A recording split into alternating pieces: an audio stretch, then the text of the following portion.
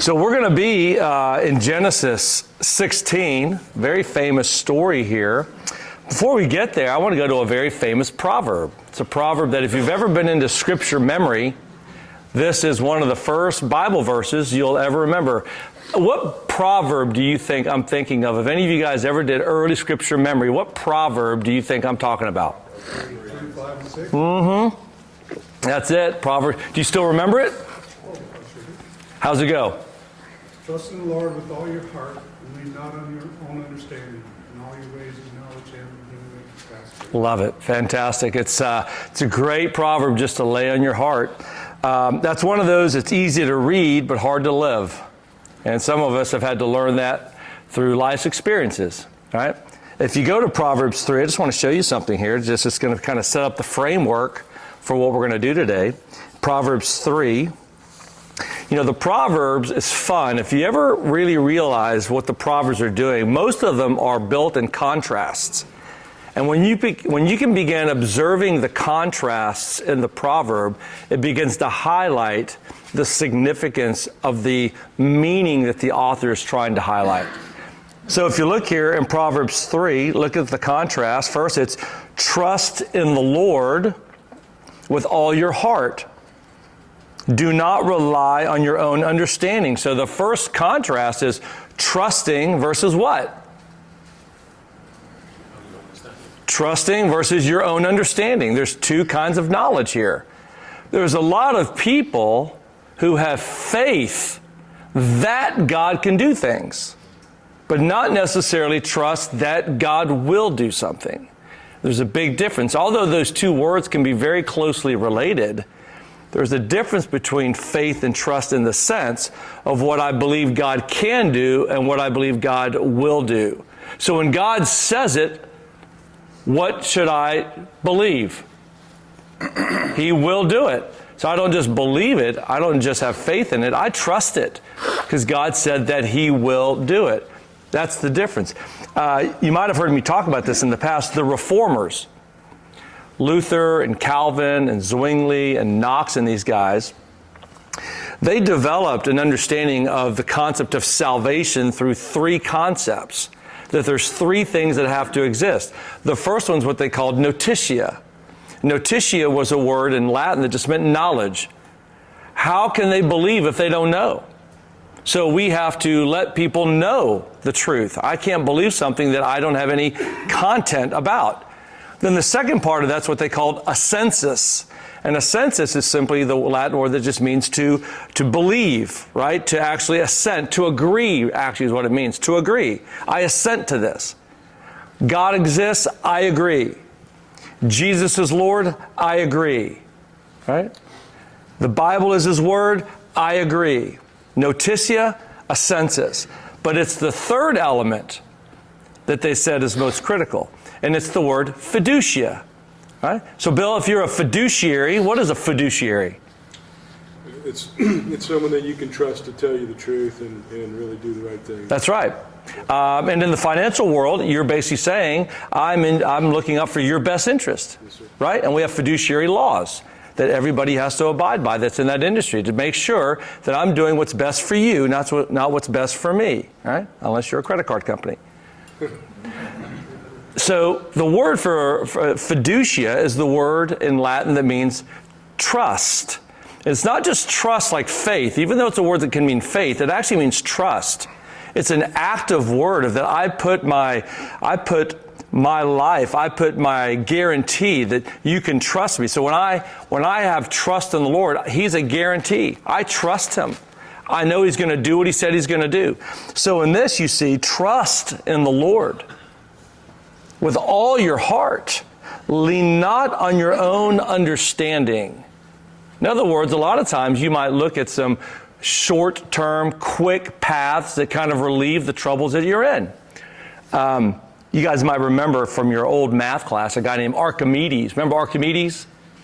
Archimedes was the Greek mathematician from the 3rd century. He's the guy that actually developed the initial theorem of the shortest distance between 2 points on a plane is what? Straight through the middle. It's a straight line. Right? That was Archimedes. And America is very much an Archimedes society. That the shortest distance between 2 points is straight through the middle, right? And it's quick and it's fast. So whatever that thing is, we gotta get it now. It's a great principle for impatient people. But see, with God, though, it's not about speed. In fact, the straightest path, which we're going to see here, isn't always the fastest path with God, but it is the path with the most peace. Right? And look what he says. In all your ways, acknowledge him or know him, and he will make your paths straight. So if I in all my ways acknowledge him and know him and seek him and trust him with all my heart and believe and trust that he will do what he said he's going to do, that he loves me, he wants my good, lo, I am with you always, I will walk with you to the ends of the day. Right? If I believe that and put my trust in that is true, I will live a life of peace because I walk with him. Now, there's probably other ways in this world that if I want to get rich quicker, or get pleasure faster, or find worldly peace quicker, there's other ways to do that. But the spiritual life is a life that takes time, and God makes us marinate in this path, and it's slow, and it takes time, right? And for most of us, we have to come off that path to realize, oh, wait a minute, that path, it might seem in the moment to be better right away, but man, it gave me some pain, right? So we have to trust the Lord. This is a proverb, frankly, when I first became a believer, it was one of my first verses I memorized, but it's also one of the most difficult verses I've had to apply in my life. Are you guys with me on that? Would you say the same thing? Yep. Trusting the Lord with all your heart and leaning not on your own rationalization, right? Justifications. A lot of times you think, hey, if it works and it's legal and it's socially acceptable, it must what? It must be a viable path. It must be okay to do this. And the reality is most things that meet those standards are not typically what God wants of us at all. Right? And I think of like my son Cooper, just because he's here. I'm going to talk about you today, Cooper. Right? Cooper was... took a path that required me as a father to have to be very patient. I'd always ask myself the question, what do I want out of this? As Cooper is finding his way, figuring out who he was and who the Lord was in his life and what does he want, right? I had to tread lightly to not lose relationship, but at the same time I had to be a person of integrity and let Cooper know this is who I am and what I stand for and what I believe, right? And over the years, right, Cooper regularly would call me and we would talk and we'd have very honest conversations. And even though I wanted to expedite the process, right, there's no way I was going to do it. God's path has its own timing. So now let's go to Genesis 16. We're going to talk about timing, God's path, and what seems good. So if you remember in Genesis 15, God makes a covenant. Do you remember what the covenant was? What does God do? What was the ancient Near Eastern practice back then of making a covenant? What's that? Okay, that was the promise. That's right, that was the promise. The covenant was get some animals and do what to them? Cut them in half, except the birds. They were too small. Cut these animals in half. Both parties would go through these animals, and if either party broke the covenant, what you were saying is, may what happened to these animals happen to me. God makes this covenant, but this time, rather than two parties going through, what does God do to Abram? That's right, gives him some tramadol. Knocks him out real good all night. He's out. And why does he knock Abram out? Why does he put him into a deep sleep?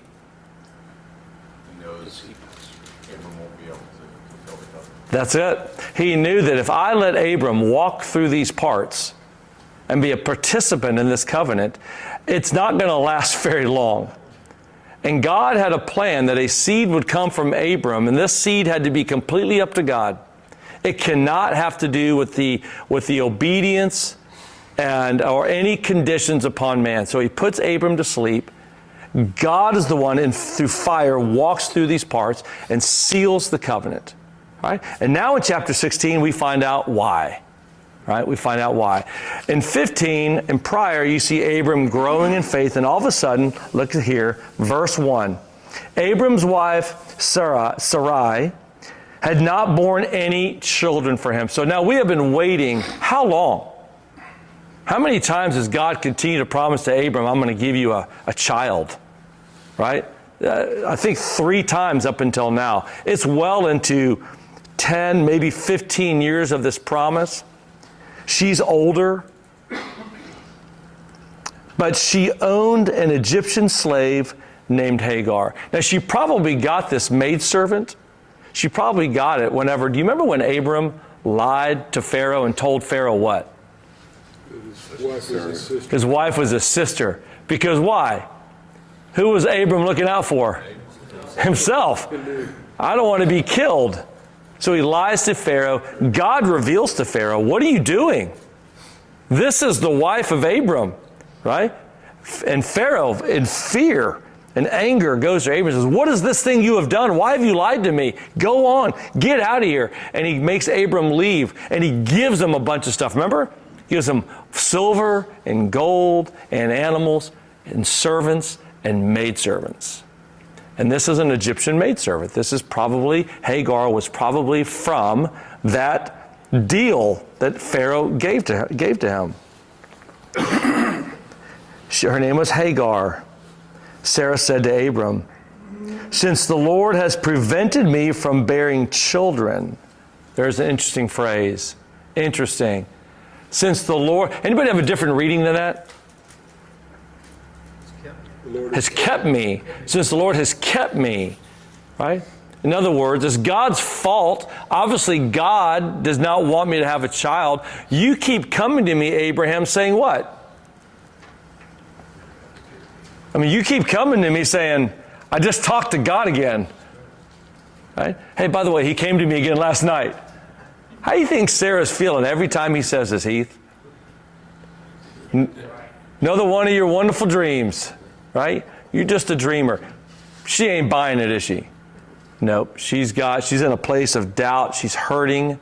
She's a woman who is longing for this child. She's never had a child. They don't have their own child now to pass all their posterity down to. And look here. Since the Lord has prevented me from bearing children, go to my slave or my maidservant, same word. Perhaps through her, I can build a family. What do you call that, by the way? Is that trusting in the Lord with all your heart? No. What's the second half of that verse? Leaning. She is leaning. She's not just leaning. She's falling into her own understanding. I got an idea. How about you go have sex with another woman? And let's have a child through her. And that way I can finally have the kid I've always wanted. That's what she's saying, right? And by the way, this was socially acceptable at that time. This was not out of the ordinary in this day for maidservants to play this role to be able to have a child on behalf of somebody, particularly if you were somebody who couldn't have kids. That was the role oftentimes that maidservants would play. So she says, hey, it's legal, it's socially acceptable, and thirdly, it would work. It's very pragmatic, very pragmatic. It's interesting that it was socially acceptable, yet jealousy and contempt were still part of the equation. Oh my gosh, right?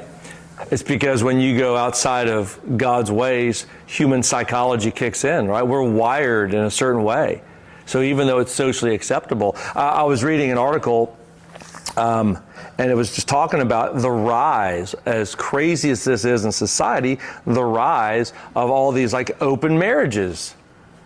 Of like the way you reduce divorce is by just having an open marriage and just saying, hey, as long as we're honest with each other about this, let's both just have free play wherever we want to go and just have an open marriage. That's the answer. And what the article was showing is there is now a massive backlash happening within people that are practicing that lifestyle, because what do you begin to feel?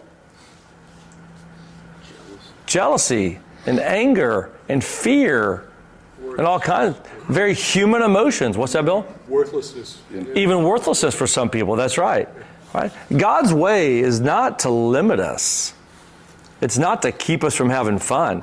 God's way is to preserve peace within us, right? To protect us, because there's a way. God understands the way that we're wired, particularly when it comes to intimate union and intimate connection, and the role that trust plays, and the role that oxytocin plays, and the loyalty bond of this chemical, and how that the moment that chemical begins to be challenged, right, fear overwhelms and overtakes you, and crazy things can happen. But in the moment, she's desperate. And Britt, what does a person do when they're desperate? What can they do when they're desperate? She's rationalizing it now. She has rationalized it. It's like, this might be God's will. That's when danger comes, is when you rationalize and give something a different name. Once you give something a new name, you've now made peace with it. That's the problem, see? It's when I have to come up with another way of making sense of what this is, it's more palatable, right? And now I've made peace with it in the moment. Now I can live with it for now. So, she says, maybe I can have a family through her. Look at this, tragic words. And Abram agreed. What should it have said, Spunky? Keep it clean, keep it clean. Let me think about this, Sarah. Let me think about this for a minute. Yeah. Anything stronger than that? Anything stronger than let me think about this? Are you crazy? Are you out of your mind? I talked to God. He told me. He told me. This is the promise He gave us. Through me, He gave it to us. There is no way I'm doing that. I had a vision. He spoke to me in an audible form. He walked with us. We defeated the armies in chapter 14 that took my nephew. God has protected us. He's walked with us. No. I know, honey, I know how badly you want this. But we have to believe that the God who's done all that He's done up to this point is the same God that will walk us through the promise. I'm sorry, honey. Thank you for the opportunity. But no thank you. It's not what I need right now. Right? It doesn't even say, and Abraham went to the oaks of Mamre and prayed and sought the Lord all night long, beseeched Him. Oh Lord, should I go into Hagar? Right? I don't see that prayer, do you? No, what do you think is going on in Abram's mind the moment his wife says, hey, just go into Hagar. Just let's have a child through her. It's our only chance left. Right? What do you think went through Abram's mind? Sweet. That's Not exactly the word I was looking for my son, but yeah, That's sweet. what I meant. Yeah, That's indicative of our flesh, isn't it? that's it. That's right. Yeah, like, yes. Right? Love my wife. There wasn't a whole lot of objection by Abram. I don't see any objection. I mean, he thought that was like half Yeah. of what I was planning. In fact, what'd you say? Yeah, He so, thought I that was agree. part of it. Right away. He might look. I think to that point. I think personally, we don't know. Okay, we should always be careful speculating. All right, I'm going to speculate a little bit on the basis of simply I'm a man, and I'm going to speculate on how a man might process this. He might initially think God's promise, and then immediately try to come up with ways to justify and still feel like he's honoring God's promise that I would have a child. And that this makes sense, that it's legal, it's culturally acceptable, I'm doing nothing wrong, and my wife, most of all, what? His direction. Sanctions this. Indeed. She's telling me, and her heart's hurt, and I just care for my wife's heart. Yeah. I just got back from a marriage conference, and I just want to love her. I want to just, whatever her heart desires, just want to meet her where she's at. Walter, is this supposed to look anything like Adam and Eve? Yeah. Tell me, Well, what did Adam... the forbidden fruit. Yeah, what did Adam forsake? What responsibility did Adam forsake? Protecting his wife. See, in a moment of weakness, particularly, who was the one that God spoke to? Adam or Eve? Adam. Adam got the direct revelation with God. Adam's the one that walked in the cool of the morning with God. Right? Adam had all the responsibility to protect the weakness of his wife's heart. No different here. Abram is the one that heard from God. He knows for a fact that there is a God. It's not just some story. It's not just something that my parents told me about. He had an encounter with God and knows the God of the Bible, knows exactly what God wants of him, keeps telling him, be patient. I promise you, I will give you a child. His wife comes. She's at a moment of desperation. There's no shade on Sarah. She's a human being struggling. She's an elderly woman. She longs for this child. She's hurting. I have no problem with the desperateness of her. Now, obviously, what she's wanting to go to is now crossing the bounds and crossing the lines of what God told Abram. But in her mind, what is she thinking? And is Sarah thinking this is sin? She's like, I'm an old woman, I'm dried up. How can I have a baby? This is pre-law. Yeah.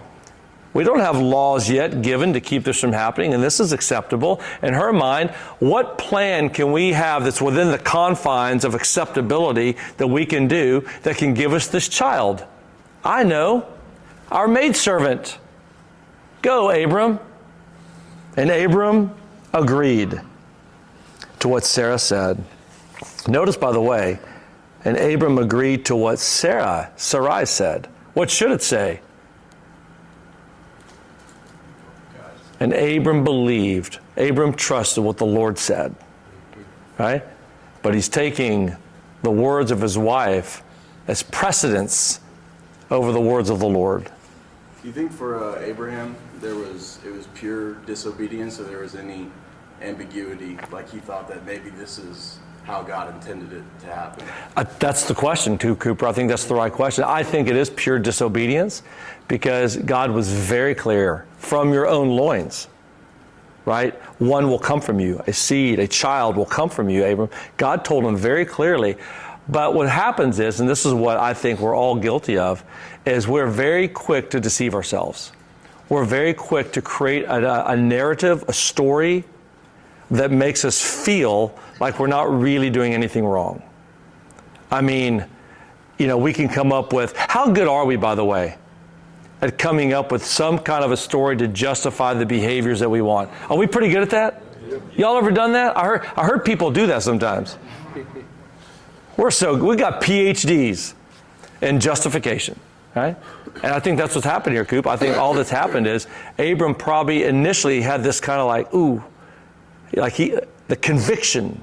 He knew this isn't what God said, but then he immediately is like, I see the pain of my wife, the disappointment of my wife. I see the practical, pragmatic nature of this. It's acceptable culturally. It's legal.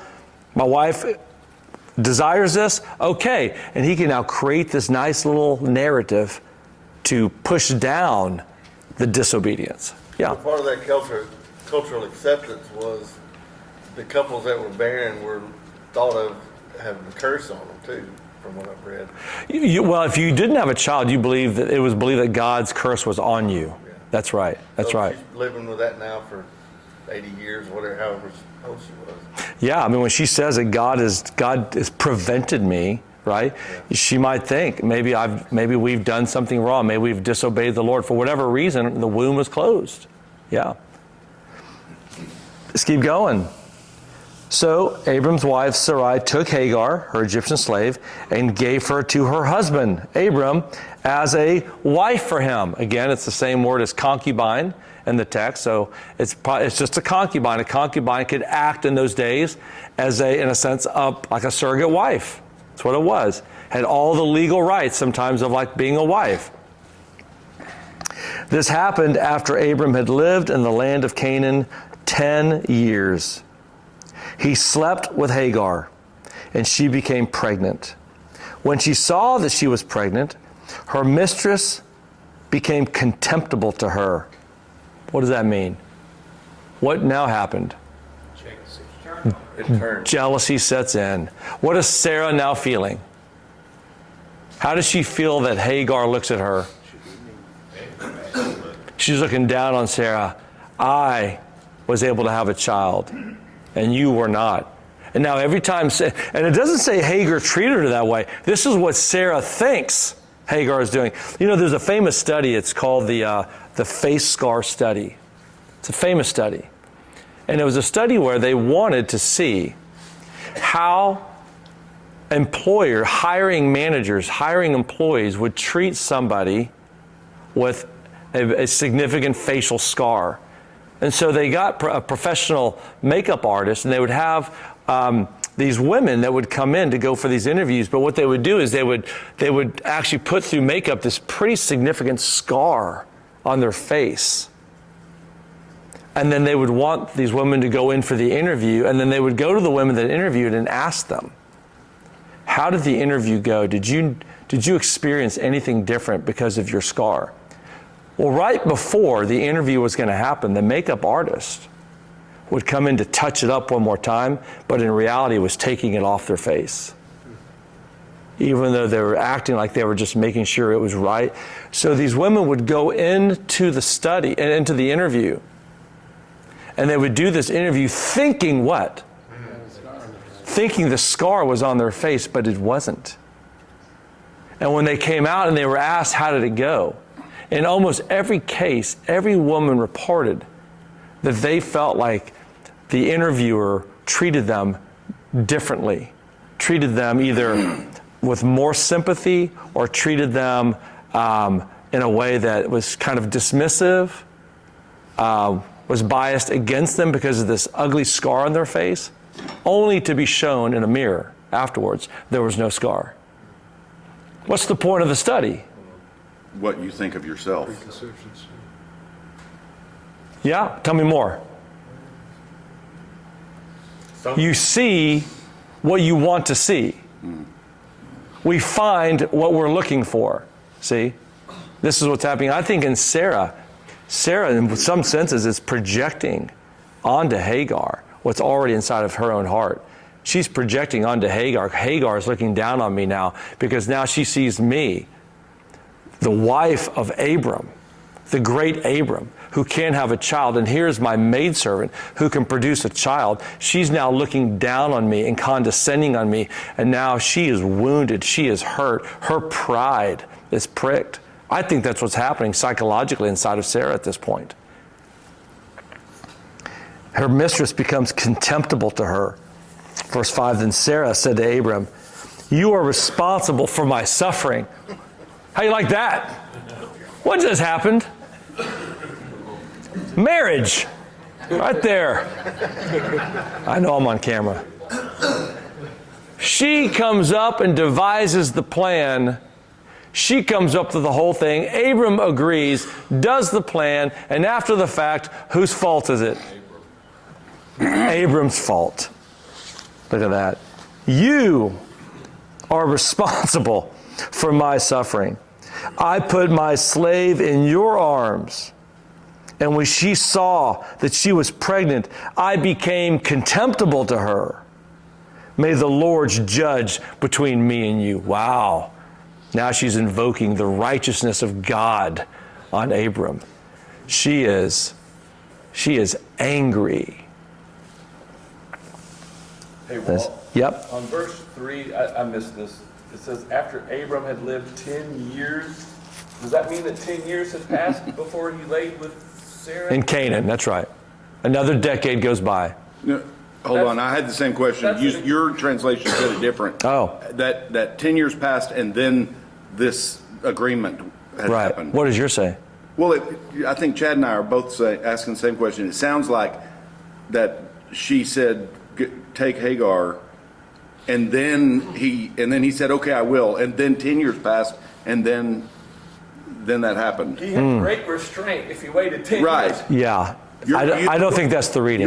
Your translation said different when you read it. Just Well, let's read it again. They were living in Canaan for 10 years before this all. Yes, That's before right. this happened. Right.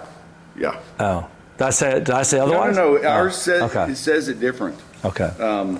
What is that the Precious Moments Bible again, Chad? It's Pastor Chris Wilson's Bible. Oh, it is? Okay. It says, All right. it doesn't say before, it says, after Abram had lived 10 years in the land of Canaan, Abram's wife Sarai took Hagar the Egyptian, her maid, and gave her to her husband, Abram. Yeah, they'd been there 10 years and then it happened, yeah. Okay. Yeah, so 10 more years of despair and waiting, and finally that's what happened, yeah. That's the meaning as I see it. So So he waited 10 years before he laid with her? he was in, Or no? no, Okay. I got it. yeah. That would be a lot of restraint. Yeah. No, that's right. So, look, and again, think about this, right? This is another 10 years before they devised the plan, right? How long do you got to wait for God, right? God keeps saying something's going to happen. The years are ticking by. You know, her eggs at this time are probably already on rocking chairs, right? She's probably like, there's no way I can have a child, right? His little swimmers are probably not swimming all that great, right? So it's like, what are we going to do? But Walt, isn't this also part of the problem that after Hagar becomes pregnant, Sarah, before this time, she was going, is it me or is it him? Why can't I get pregnant? Is he shooting blanks and I'm fertile? Yeah. Or the other way around? So now she finally understands that, hey, he's not shooting blanks. Okay. You know, Hagar pregnant. Yeah. So now she's understanding, hey, it's me. Yeah. So is this maybe some of the resentment? Probably so, yeah. I probably won't put that clip on YouTube, by the way, on shooting blanks. That's okay, yeah. It'd be kind of fun. Might triple the size of the audience pretty quick. But, you know, obviously at this time, they did not realize, you know, we know that, well, it could have been either one of them, we don't know. But in Sarah's mind, who does she believe is the reason that she can't have a child? God. God's the reason, not Abram. It's just God has chosen to not let her. She's kind of personalized it, not us. He has not allowed me to have a child, right? She sees it on her for whatever the reason is. Even more so than now Hagar pregnant, so she's believing God's promise. Yeah, so here's Abram. He goes into Hagar. Hagar has a child. So now it just confirms to her what? The problem was me. So she's got even more hurt probably, right? More pain at this point. Let's keep going. We got 13 minutes.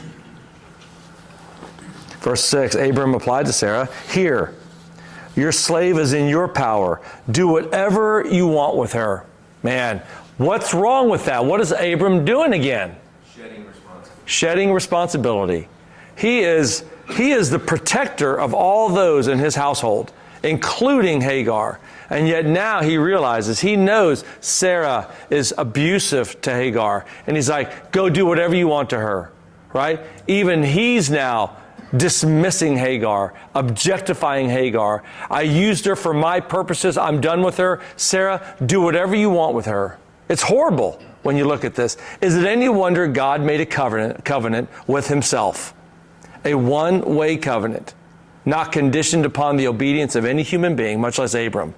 Because look at the depths of Abraham's own heart. Here's a guy who talked with God. Here's a guy who's watched God give victory to him. And yet look at him being overwhelmed by his flesh, overwhelmed by fear. Can that happen, by the way? Can you experience God's blessing for years in your life and still in your life make decisions and do things in your life that are a complete contradiction to everything you believed, everything that you saw that God has done for you? Can that happen? Happens every single day. It reminds me, it's like, remember King Uzziah? King Uzziah, who walked faithfully with God for 50 plus years as the king of Israel, was one of the greatest kings of all of Israel. God had protected him. He had blessed him. He had gotten victories under God. Do you remember how Uzziah ends his life after seeing God's faithfulness in his life and in his kingdom? Do you remember what happens? He goes into the Holy of Holies and then gets leprosy. Yeah. He does the job that only the priest should do. And he takes the fire in his hands to offer the fire and the incense to God. And the priests scream at him, "Don't do this, Uzziah." And Uzziah, in his own pride, just says, "I can do this as king." And what does God do? Afflicts him with leprosy. Remember that? So this is what we have to be careful, right? It's not, there's no, just because I've walked faithfully for 20 years or 30 years, I've got a king's X, I'm destroying my life, right? It's a lot of times you can actually think you've got more of a pass. So then he says, then Sarah mistreated her so much that Hagar ran away from her. Verse 7, the angel of the Lord, that phrase, by the way, is oftentimes considered a Christophany. It's the very presence of Jesus himself in the Old Testament shows up. The angel of the Lord found her by a spring in the wilderness, the spring on the way to Shur. He said, Hagar, slave of Sarai, where have you come from and where are you going? She replied, I'm running away from my mistress Sarai. The angel of the Lord said to her, go back to your mistress. Submit to her authority. The angel of the Lord then said to her, I will greatly multiply your offspring, and they will be too many to count. Even an Egyptian maidservant, the lowest of the low in that household, as the servant, how does God look at her? With what? Compassion. With great compassion, with great love, with great care. He's going to bless her. You're going to have so many come from your life that I'm going to bless you immensely. He says, verse 11, the angel of the Lord said to her, you have conceived and will have a son. You will name him Ishmael, for the Lord has heard your cry of affliction. This man will be like a wild donkey. His hands will be against everyone, and everyone's hand will be against him, and he will settle near all of his relatives. And when you begin to look at the descendants of Ishmael, you're going to see conflict in the land. This is the idea, that Ishmael's descendants will have conflict with ultimately who will be the child that comes from Abram? Isaac. And you're going to see over the years that this decision that they made did not have short-term ramifications. It had long-term ramifications that impacted people that they did not even consider. And in a lot of ways, that's our lives as well. That when we take matters in our own hands, we don't even realize the number of people our choices are going to negatively impact and cause duress and distress and pain in their lives and even in future generations. And yet, even in the midst of it, God is there, right? God is present. So she named the Lord who spoke to her, you are El Roi. For she said, in this place have I actually seen the one who sees me. That is, by the way, that is a great lesson for all of us. That right now, whatever situation we are in, whatever you're in, Steve Meyerdirk, what he's going through, Chad, what you guys are going through, right? And what you've been through, right? You look at each one of y'all in your lives that you're going through different things. Right? We believe in the God who sees you. He knows exactly where you are. And so we have to ask ourselves, what is it that I am called to trust? Not just believe by faith that God can. What do I trust about God? Right? What am I trusting him for today? That is why the well is called Bir Elohai Roi. It's because it's between Kadesh and Bered. So Hagar gave birth to Abram's son. Interesting. And Abram named his son, whom Hagar bore, Ishmael. Look at this. Abram was 86 years old when Hagar bore Ishmael to him. And in the next verse, look what happens. When Abram was what? 99 years old. The gap between 1616 and 17:1, we immediately pass another 13 years. God is silent. He is raising Ishmael. It looks like what? That was his only child. That's his only child.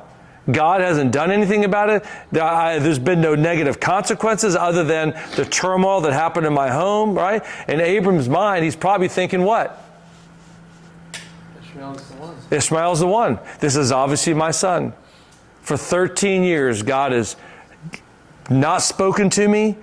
This is my son. Now he's 99. The Lord appears to Abram saying, I am God Almighty. Live in my presence and be blameless. In the same way, last thing, and we'll be done. I always joke about if we're Pentecostal, we'd be in the chairs dancing right now. This is one of those verses. In spite of all the failure that Abram has committed, the disobedience, the lack of trust, the lack of faith, the lying, going into Hagar, not believing God, God is still going to treat him as blameless. God is still going to restore him. And he's going to continue to work in the heart of Abraham, because there's going to be a big day coming soon. And God is going to say, let's see where your heart is now. Finally, here's the son you have waited all this time for. Can you give him back to me? Are you willing to give him back to me? And now we're going to see truly the integrity of your heart, Abram. So all of this stuff, what does it take oftentimes to build a heart of integrity? It takes a lot of times a heart of failure, a heart of struggle, a heart of setback. So when you look at your story, don't see your story as a failure. Don't look at your story as plan B now. Then now all I've got is plan B in my life. I can never have plan A again. Not at all. It's new beginnings. He restores all the years of the locusts of Eden. God is the one who can start brand new and take all the pain and the struggle and the setbacks. And as long as you trust him, you've learned and you've grown and you've confessed it, God now can do a completely new thing with you. It's a whole new life. That's why David can still be a man after God's own heart when he commits murder and adultery. And yet God still looks at his heart. And he says, that is my son. That is my child. That's the God we serve, right? So it's very easy sometimes when we get our eyes off of him to put things in our own hands. It reminds me of that very funny passage, if you remember, in Matthew 13, I think, right around there, where Peter is on the boat. Jesus, remember, goes off to pray. The disciples at night, remember, are crossing the sea, and what rises up? A great storm. And amidst the storm, all of a sudden, they're afraid. And lo and behold, Britt, what do they see? Jesus coming walking across the water. Jesus walking on the water. They think it's a spirit, and all of a sudden they look, it's Jesus walking on water. And all of a sudden, Jesus says, come to me, Peter. Peter doesn't hesitate. Peter gets out of that boat. He looks right at Jesus. He gets out, and all of a sudden, it is firm footing. Can you imagine?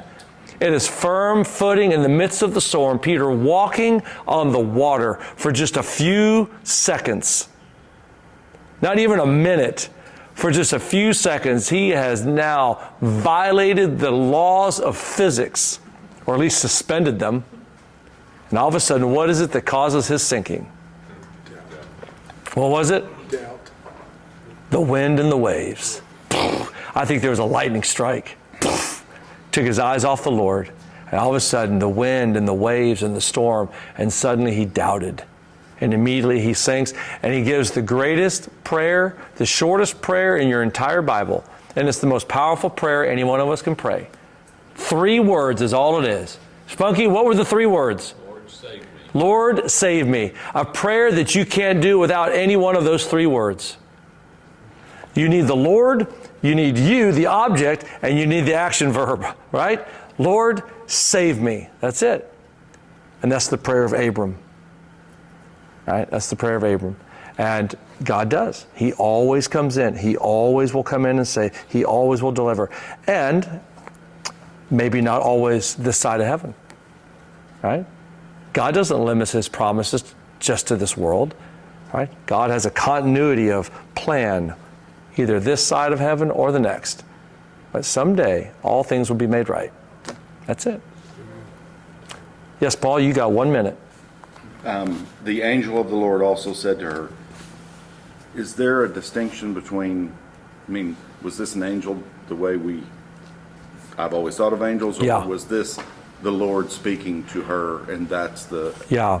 It is there's the definite article. So in grammar, it's a very particular person. It's like the dog versus a dog, right? So it wasn't an angel, it was the angel of the Lord. And the angel of the Lord, whenever you see the angel of the Lord in the New Old Testament, it looks like an image of a person. Most believe it's Jesus taking on the figure of what looks like an angelic figure at that time. So that's who it is, I believe. It just struck me that the angel said, "I will surely multiply your offspring," Right. as in, but it was the Lord that was going to multiply. But The angel, yeah. So who does the angel have to be? right, That's right. So the angel takes on the very authority that I will do this. It's the same promise, right? It's the same promise that God himself gave. So it's a powerful teaching. The angel of the Lord itself is a great study that we could look at, but that's who I think that it is.